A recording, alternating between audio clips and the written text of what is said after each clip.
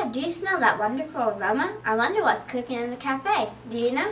No, Cindy, but Julia does. Hey, Julia, what's for lunch? For Wednesday, December 19th, Aggies Cafe is cooking up teriyaki chicken sandwich, vegetable lasagna with scarlet breadstick, vegetation station, Asian ginger chicken soup, corn, choice of fruit, milk. It's finger looking good. Back to the studio. Thanks, Julia. I can hardly wait. Today in the Poets Corner is Owen. Let's see what's in store for us today.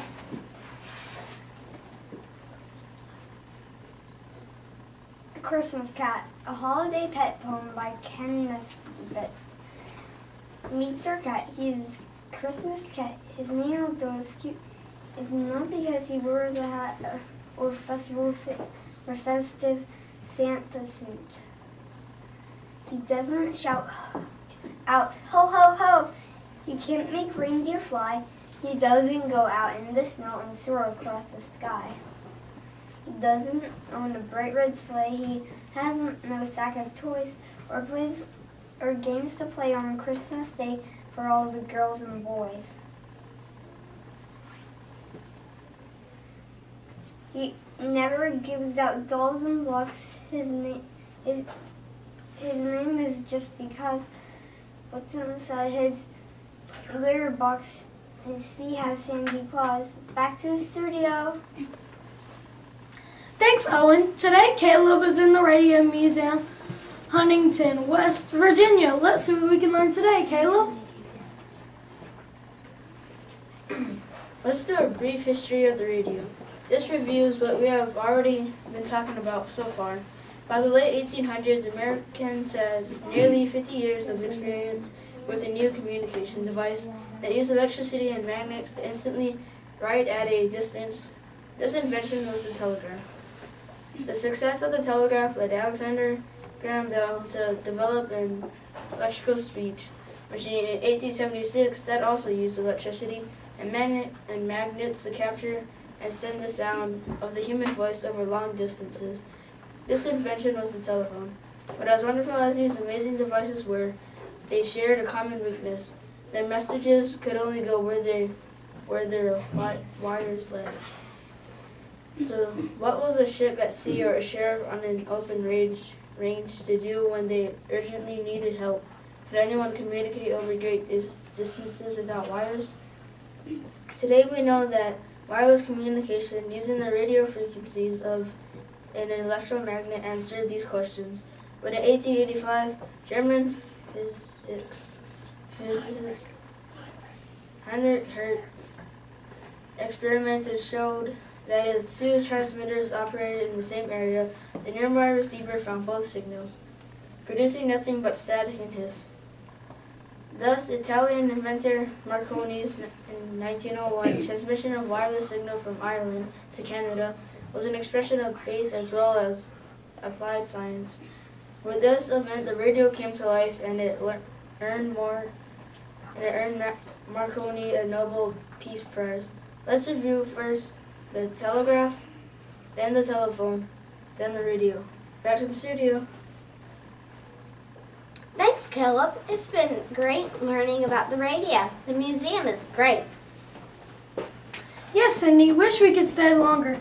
If you want to learn more about radios, use the follow topics to search radio, Marconi, Hertz, Alexander Graham Bell, telegraph, and telephone. It's time for Today in History. Alicia and Nicholas? On this day in 1777, commander of the Continental Army, George Washington, the first future president of the United States, leads his beloved troops into the winter quarters at Valley Forge, Pennsylvania. Things could hardly have looked bleaker for Washington and the Continental Army as 1770 came to a close. That Christmas Eve, the troops dined on a meal of rice and vinegar and were forced to bind their bleeding, frostbitten feet with rags. We have experienced little less than a fine night in camp, Washington wrote to Patrick Henry the following February.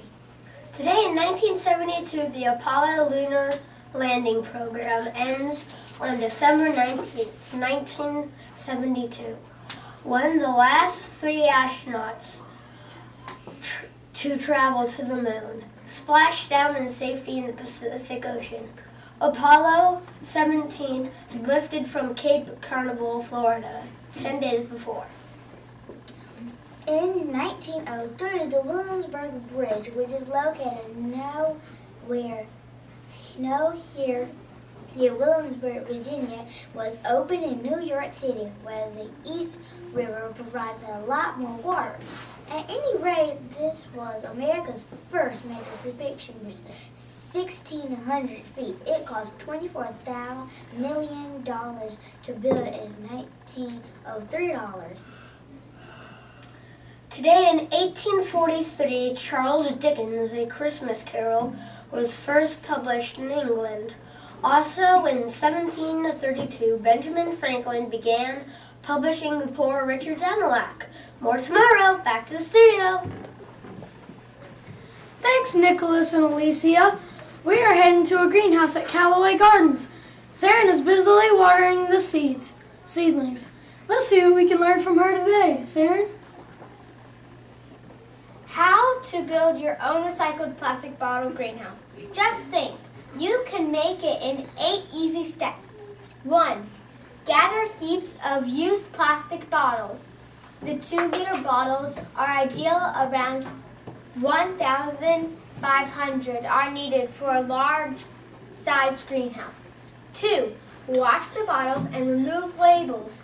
Remove the bottle tops and cut off the bottom with a sharp pair of scissors. 3. Fix 4 posts vertically into the ground. Use cement to hold the posts in place. 4.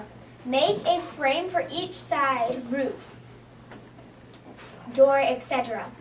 These are the best done with treated 2x2 timber made into frames screwed together. 5. Stack the bottles one inside the other with a garden can. Support them through the middle. At one end, reverse a bottle so it faces the opposite way from the rest and fit inside. Place the bottles and cans into the frame to be attached to the top and bottom of the frame. Using the fence staple, attach both ends of the cane onto the frame. The frame will keep the bottles squashed up. Staples as many as row possible until the frame is filled. 7. Screw completely frames onto uprights. 8. The roof can be flat or sloped. The door can be made of smaller frame hanging to a larger frame to make up the front wall. Then start growing your flowers, veggies, and etc. Back to the studio. Thanks, Saren. Just think, 8 easy steps to follow. Remember to save your bottles over the winter holiday. The A.J. Wittenberg Players will be hosting tryouts for the school play, starting the week of January 8th. Specific information considering tryouts will be sent home when you return for the holidays. Please make plans to try out. Engineers, we want to wish you a happy holidays.